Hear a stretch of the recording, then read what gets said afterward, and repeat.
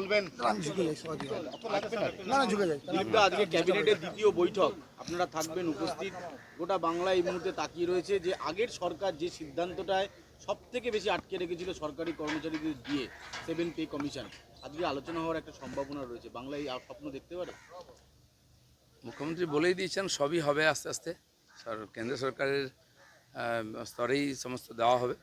সময় লাগছে, একটু টাকা পয়সার টান আছে, তো যেমন যেমন ফান্ড আসবে সেরম সেরম যাদের পাওনা মিটিয়ে দেওয়া হবে। সেজন্য গত সপ্তাহে যে ক্যাবিনেট মিটিং হয়েছিল, যা যা আমরা সিদ্ধান্ত নিয়েছিলাম প্রায় সবই হয়ে গেছে ইমপ্লিমেন্ট। এবারে এই ধরনের কিছু পেন্ডিং বিষয় আছে, সেগুলো নিয়ে আজকে চর্চা হবে, আর তার অ্যাকশন দেখতে পাবেন ধীরে ধীরে। অর্থমন্ত্রক ইতিমধ্যেই বিজ্ঞপ্তি জারি করেছে, যে বয়সসীমা যেটা ঘোষণা করা হয়েছে সরকার পক্ষ থেকে, শুধু কথা নয় কাজে দেখিয়ে দিল। একদম অর্থমন্ত্রক বিজ্ঞপ্তি জারি করে সেই বয়সের ঊর্ধ্বসীমা বিজ্ঞপ্তি প্রকাশ করল।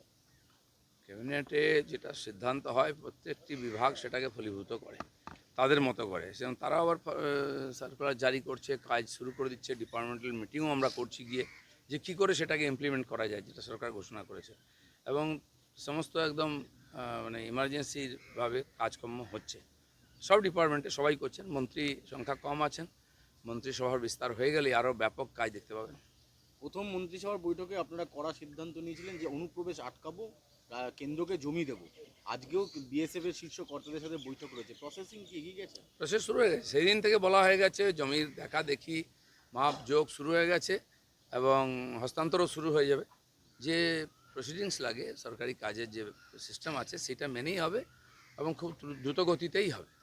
রেল চত্বর খালি করার জন্য বিগত 3 বছরে রেলের তরফ থেকে বড় বড় স্টেশন হাওড়া শিয়ালদা এবং তার সঙ্গে কলকাতার যে ছোট ছোট station Dhakuria, Jadavpur, park circus ইত্যাদি, সেখানে একাধিকবার নোটিশ সার্ভ করা হয়েছিল যে স্টেশন চত্বরের যে এনক্রোচমেন্ট বা জবরদখল আপনারা খালি করে দিন। পূর্বতন সরকারের থেকে কোনো ইতিবাচক মনোভাব মেলেনি, নতুন সরকার ইতিবাচক, তাই রেল আস্তে আস্তে সমস্ত স্টেশন সেটা খালি করছে। সেটা নিয়ে আবার বিরোধীদের কটাক্ষ যে যোগী রাজ্যের মতো পশ্চিমবঙ্গটাও আস্তে আস্তে বুলডোজারের রাজ্য হয়ে যাচ্ছে। ওরা কি ভেবেছিল ভোগী রাজ্য চলবে নাকি এখানে? যোগী রাজ্যই মডেল চলবে। দেখুন, যত আমাদের স্টেশন আছে এখানে, তার কোথাও হাঁটার জায়গা নেই, বসার জায়গা নেই। কোনো বয়স্ক মানুষ এসে গেলে একটু বসবে, বেঞ্চগুলোও খালি থাকে না, সেখানেও দোকান লেগে গেছে। মহিলারা, বাচ্চারা দাঁড়িয়ে থাকেন, ট্রেন দেরি হলে খুব অসুবিধা হয়। বৃষ্টি হলে শেডের মধ্যে যেতে পারেন না, সেখানে দোকান লেগে গেছে। হঠাৎ ট্রেন থেকে নামলো, এক গাদা লোক, হাঁটার জায়গা নেই। ট্রেন একটু ঢুকে গেছে, ছুটে গিয়ে আমরা ট্রেন ধরি, 5 জনের সঙ্গে ধাক্কা লাগবে, কারণ এইটুকু সরু রাস্তা আছে। সব জায়গায় দোকান, তো যে যেখানে পাচ্ছে বসে পড়ছে, ওখানে খাচ্ছে দাচ্ছে, ঘুমোচ্ছে, নোংরা করছে, কোনো প্রতিবিধান হয় না। যেখানে আরপিএফ করতে পারবে পরিষ্কার করবে, না হলে পুলিশ তাকে সাহায্য করবে। আর এবং সব জায়গায় রেলের জায়গা পুনরুদ্ধার করে সাধারণ মানুষের যাতায়াতের জন্য সুবিধা হয়। গতকাল আপনি নিশ্চয়ই দেখেছেন যে কিভাবে তাণ্ডব চলেছে পার্ক সার্কাস, আসানসোল, এই সমস্ত জায়গায়। আপনারা কি চাইছেন, মানে যারা তাণ্ডব করছে? দেখুন, যারা এই ধরনের অবৈধ এনক্রোচমেন্ট করেছিল, রাজনৈতিক লাভ নিয়েছিল, তারা কিছু মানুষকে এই কাজে বাধা দেওয়ার জন্য এগিয়ে দিচ্ছে। আমি বলে দিচ্ছি কোনো লাভ হবে না। এখানে শুরু হয়েছিল, কিশোর বাহিনী রাস্তা অবরোধ করে বলেছিল রাজাবাজারে নামাজ পড়ব, কিন্তু পুলিশ যেই কথা বললো তারা কি আবার মসজিদের মধ্যে নামাজ পড়েছেন? তো ধার্মিকভাবে আবহাওয়াকে কাজে লাগিয়ে আর প্রশাসনকে অসুবিধায় ফেলার যে চক্রান্ত, এটা থেকে বিরত থাকুন যারা করছেন। নাহলে কি হচ্ছে, হাতটা ওই অবধি যাবে না, আরও অনেক দূর অবধি চলে যাবে। প্রথমে রাজাবাজার, তারপরে পার্ক সার্কাস। পুলিশ দেখিয়ে দিল যে পুলিশকে যদি ফ্রি হ্যান্ড দেওয়া হয় তাহলে পুলিশ অতি অনায়াসেই আইন শৃঙ্খলাকে নিজের কন্ট্রোলে আনতে পারে, যেটা এতদিন পর্যন্ত করতে দেওয়া হয়নি।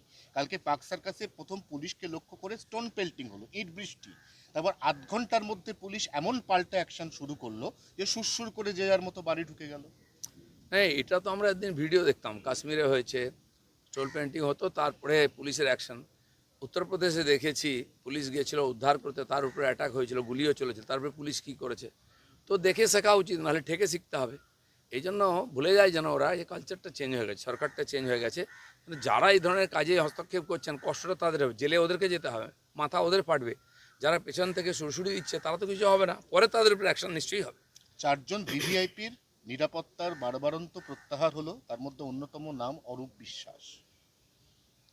বেশিরভাগ ভিভিআইপি কোনো না কোনো দুর্নীতির সঙ্গে যুক্ত। সাধারণ মানুষের ভয়ে এরা এই ধরনের সিকিউরিটি নিয়ে ঘুরত। ফলে পুলিশ যে ফোর্স, সেটা আমরা রাস্তায় দেখতে পেতাম না, নেতাদের বাড়িতে, নেতাদের গাড়িতে তারা ঘুরে বেড়াতো। সেই পুলিশ তার ডিউটি করবে, সাধারণ মানুষের সুরক্ষা দেবে, মানুষ নিজেকে সুরক্ষিত মনে করবে। কয়েকজন নেতা সুরক্ষিত থাকতেন, বাকি অসুরক্ষিত। তারা যদি মানুষের রোষকে ভয় পায়, রাজনীতি ছেড়ে দিয়ে বাড়িতে বসুক না। সল্টলেক স্টেডিয়ামে যাতায়াতের সময় আপনি নিশ্চয়ই একটা স্ট্যাচু দেখেছেন, মানে অর্ধেক রয়েছে বডি, তার উপর পা একটা আছে আর বল আছে। বল আছে। নিশীথ প্রামাণিক বলছে এটা রাখা যাবে না, কারণ এটা কোনো মানেই নেই। অনেক কিছুই সরকার করেছে। এই যে বিশ্ব বাংলার লোগো গোল গোল ঘুরছে, ঘুরতে ঘুরতে পশ্চিমবাংলা 15 বছর এখানেই ঘুরতে থাকলো, এগোতেই পারলো না। এই ধরনের ননসেন্স মার্কা কিছু সিম্বল, বাঙালির মেধার অপমান। এটা হঠাৎ আজকের মনে হলো রাত্রেবেলা শুতে যাওয়ার সময়, এই এটা করে দিস, ফোন করে বললো, হয়ে গেল। কী মানে এগুলো? তারপরে দেখুন, এই যে মেট্রো স্টেশনগুলোর নামকরণ হলো, আপনি একজন মহাপুরুষদের সম্মান দেওয়ার অনেক রাস্তা আছে। ওই এর সামনে একটা স্ট্যাচু বানিয়ে দিন, তাকে দেখে চিনবে, না লোক জানবে না কোন লোকটাকে। ছেলে বাবাকে জিজ্ঞেস করবে, বাবা এই টেকো লোকটাকে, এই বুড়ো লোকটাকে। মহাপুরুষদের প্রতি আপনি সেখানে সিঙ্গুর পড়াবেন, মহাপুরুষদের জীবনী পড়াবেন না, নন্দীগ্রাম পড়াবেন, আপনার জীবনী পড়াবেন। আর নেতাজি সুভাষ রবীন্দ্রনাথের সঙ্গে মুখ্যমন্ত্রীর ছবি দেবেন, আর ওখানে হলেতে আমাদের মহাজাতি সদনে ও একজনকেই চিনবে, আর কেউ নয়। তো যেখানে স্থানের নামে আমরা স্টেশন দেখি, আমি দেখেছি মেদিনীপুরেতে 3টে গ্রামের নাম দিয়ে একটা স্টেশন হয়েছে। তো এটা তো বড় হয়েছে নাম, কিন্তু লোকে জানবে এই 3টে গ্রামে যাওয়া যায় এখানে নেমে। আপনি নাম দিলেন, সব জায়গায় রাজনীতিক লাভ নেবেন, মানুষ কনফিউজ হয়ে যাচ্ছে কোথায় নামবেন। আমার মনে হয় উনি নিজেও কনফিউজ থাকেন যে কোন স্টেশনটা কোথায়। মেসির টাকা, লাস্ট প্রশ্ন করেনি, মেসিকে দেখতে মানুষ প্রচুর টাকা খরচা করেছে, কিন্তু অরূপ বিশ্বাস কোমরে হাত দিয়ে ছবি তুলেছে, মুখ্যমন্ত্রীর পরিবারের লোক ছবি তুলেছে। আপনাদের সরকার এবার সিদ্ধান্ত নিয়েছে যে সব টাকা মানুষকে ফেরত দেওয়ার প্রক্রিয়া চালু হবে। মেসিকেও নির্বাচনের কাজে লাগানো হয়েছে, নির্বাচন প্রচারে আনা হয়েছিল, ঝান্ডা ধরানোর চেষ্টা হয়েছিল, মামাটি মানুষের বেঁচে গেছে লোকটা, শেষ পর্যন্ত বুঝতে পেরেছে। কিন্তু মেসির মতো একজন বিশ্ববিখ্যাত প্লেয়ারকে নিয়ে এসে যে অপমান করা হলো এবং মানুষের কাছ থেকে অবাধ টাকা তুলে 9-6 করা হলো, মানুষ তাকে দেখতেও পেল না। এর সমস্ত ইনকোয়ারি হবে এবং যারা যারা টাকা খেয়েছে, এখন সময় আছে, হিসাব দিন, দিয়ে দিন, নাহলে টাকা তো যাবে, মান সম্মান যাবে, বাড়ির ভাতও খেতে পারবেন না, জেলের ভাত খেতে হবে। আপনি আজকে পঞ্চায়েত মন্ত্রী, এই পঞ্চায়েত দপ্তর নিয়ে বারবার বিভিন্ন অভিযোগ উঠেছে, একেবারে ঘুঘুর ভাষা হয়ে গেছিল বলে অভিযোগ ছিল। সেই ঘুঘুর ভাষা ভাঙা সম্ভব? অভিযোগ তো আছেই এখনও, আমরাও জানি। সেই সমস্ত প্রশ্নের উত্তর খোঁজা হচ্ছে। ডিপার্টমেন্টে কয়েকবার বৈঠক করেছি, আজকেও আমি বৈঠক করছি বিভিন্ন বিষয় নিয়ে, সেগুলো চলতেই থাকবে। বেশ কিছু পরিবর্তন হতে থাকবে। আর কর্মচারী খুবই কম, ফলে কোনো প্রকল্প চালু করতে গেলে, ফান্ড এসে গেলে সেটা এক্সিকিউট করার মতোই কর্মচারী নাই।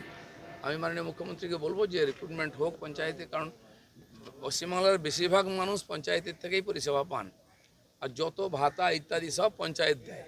তো কয়েকজন কর্মচারী যদি এত কাজ করতে চান, তাহলে পঞ্চায়েতের মূল যে ডেভেলপমেন্টের কাজ সেটা হবে না। সেখানে কেন্দ্র সরকারের প্রকল্প আটকে দেওয়া হচ্ছে, এই করা হচ্ছে। এটা করতে সময় লাগবে, কিন্তু খুব তাড়াতাড়ি কাজ আমাদের চলছে। আজ থেকে সব স্কুলে ম্যান্ডেটরি বন্দে মাতরম। এটা তো হওয়া উচিত ছিল আগে। যেখানে বন্দে মাতরম লেখা হয়েছে, গাওয়া হয়েছে, বন্দে মাতরম বলে গুলি খেয়েছে, ফাঁসিতে গেছে আমাদের আর বিপ্লবীরা, তো ঋষি বঙ্কিমকে আমরা এই জন্য শ্রদ্ধা করি, এটা তার বড় অবদান। তো সেখানে বন্দে মাতরম গাওয়া হবে না, এটা কী করে হতে পারে? অবশ্যই হওয়া উচিত। हिंदी हिंदी आज से हर